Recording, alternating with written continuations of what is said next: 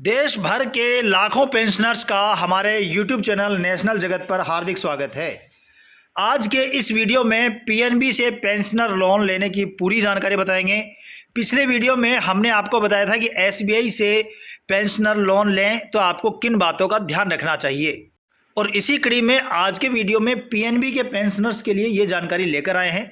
अगर आपका खाता किसी और बैंक में है, जैसे bank of Baroda, Indian bank या किसी अन्य बैंक में है, तो आप हमें कमेंट करके बताएं, हम उस बैंक के लिए आपके लिए वीडियो बनाकर लेके आएंगे। यहाँ पे लोन लेने से संबंधित ए से जेड तक सारी जानकारी आपको एक एक करके बताएंगे, इसलिए वीडियो को ध्यान से देखें, पूरा देखें। फिर भी कुछ समझ में नहीं आता हो तो आप कमेंट करके पूछ भी सकते हैं। सबसे पहला बिंदु यहाँ पे देखें तो है कि कौन यहाँ पर लोन ले सकता है। तो लोन लेने के लिए यहाँ पर सबसे बड़ी जो शर्त है वो पेंशनर की है, भले ही केंद्र के हों, राज्य के हों, डिफेंस पेंशनर हो, फैमिली पेंशनर हो या फिर पीएनबी के सेवानिवृत्त कर्मचारी जो हैं और वो भी यहाँ पे लोन ले सकते हैं। और वो सभी लोन ले सकते हैं जिनकी पेंशन यहाँ पे पीएनबी के खाते में आती है। लोन लेने के लिए क्या ज़रूरी है? तो लोन लेने के लिए आपकी पेंशन पीएनबी में आनी चाहिए, तो एक पहली शर्त हो ही गई। आपके पास में पीपीओ पेंशन पेमेंट ऑर्डर होना चाहिए। अगर ये नहीं है तो ये आप प्राप्त कर लें। कोरिजेंडम पीपीओ हो या पीपीओ आप अपना प्राप्त करें, अपने जो वेबसाइट है वहाँ से आप डाउनलोड कर सकते हैं। कैसे डाउनलोड करें कमेंट करके पूछ सकते हैं। बैंक में आपको केवाईसी करवानी होगी। इसके अलावा बैंक जो होता है उसकी शर्तों के अनुसार गारंटर देना होता है। गारंटर जो होता है वो परिवार पेंशन पाने वाले का जीवन साथी जो होता है, या तो वो होता है या फिर जो कमाने वाला पुत्र पुत्री जो भी है, सरकारी बैंक या बैंक में कोई स्वीकार्य तीसरा व्यक्ति हो सकता है। ये यहाँ पे गारंटर की जो शर्त है ये पीएनबी में यहाँ पर नहीं थी, ये एसबीआई में है। और कुछ पेंशनर जो हैं उनको इससे छूट मिलती है, जैसे आर्मी के पेंशनर जैसे होते हैं डिफेंस पेंशनर, उनको इससे छूट मिलती है। डिफेंस पेंशनर के लिए कई सारी और भी सुविधाएं हैं, वो हम आगे चर्चा करेंगे। और आपका आवेदन है वो सही होना चाहिए।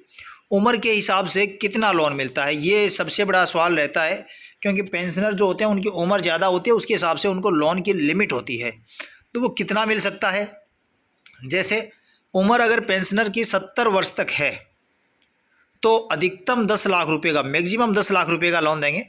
और उस या फिर दूसरा ऑप्शन है आपकी शुद्ध मासिक पेंशन जो है, मंथली नेट पेमेंट है, उसका 18 गुना कर लो। इन दोनों में जो भी कम है, अगर 10 लाख रुपए कम है तो 10 लाख मिलेंगे, और आपकी अगर 18 महीने की शुद्ध मासिक पेंशन नेट पेमेंट है ये अगर कम है तो आपको ये मिलेगा। बात करें डिफेंस पेंशनर के लिए, आर्मी, एयरफोर्स, नेवी के जो डिफेंस पेंशनर है, रक्षा पेंशनर्स, उनके जो शुद्ध मासिक पेंशन है उसका 20 गुना या 10 लाख इस तरह से दिया जाता है। यहाँ पे 70 से 75 उम्र अगर है पेंशनर की तो अधिकतम सिर्फ और सिर्फ 7.5 लाख रुपए दिए जाते हैं, या फिर शुद्ध मासिक पेंशन का 18 गुना, इन दोनों में जो भी कम है वह दिया जाता है। डिफेंस पेंशनर्स के लिए मासिक पेंशन का 20 गुना या 7.5 लाख रुपए, जो भी इनमें कम हो वह दिया जाएगा। 75 वर्ष से अधिक है तब भी पीएनबी यहाँ पर पेंशन पे लोन देती है, 5 लाख रुपए तक अधिकतम देती है, या फिर 12 महीने की शुद्ध पेंशन, इनमें जो भी कम है वह दिया जाता है। उदाहरण से अगर समझें तो यहाँ पे एग्जांपल है आपके लिए। मान लीजिए कोई पेंशनर है जिनकी उम्र 67 वर्ष है, हर महीने 45,000 रुपये उनकी शुद्ध पेंशन आती है। पीएनबी में खाता है, पीएनबी के खाते में ही आती है, कोई पहले से लोन नहीं चल रहा, सारे कागजात, सारे ज़रूरी कागजात हैं वो उनके पूरे हैं। तो ऐसी स्थिति में यहाँ पर हमने बात करी 45,000 रुपये महीने के उनको पेंशन हो और उसका 18 गुना करें तो 8.10 लाख यानी 8,10,000 रुपये बनता है। और ये अधिकतम सीमा 10 लाख है, उससे कम है, यानी 10 लाख तो मिलेंगे नहीं, 8 लाख ही आए अपने, तो 8,10,000 रुपये इनका अधिकतम लोन मिल सकता है। और बात करें अगर डिफेंस पेंशनर की, अगर यही कंडीशन है, 45,000 रुपये महीने की पेंशन है, 67 वर्ष उम्र है और डिफेंस पेंशनर है, तो उनको 20 गुना मिलता है। इस 45,000 का हम 20 गुना करेंगे तो 9 लाख रुपये होते हैं, उनको मिलेंगे। ब्याज कितना लगेगा ये ध्यान देना ज़रूरी है। आप किसी भी बैंक से लोन लेवें आप पहले पूरी तरह से ये क्लियर करें कि भाई जो ब्याज है वो कितना लगेगा। ब्याज है, आपकी इंटरेस्ट रेट है वो फ्लेक्सिबल है या फिर फिक्स है।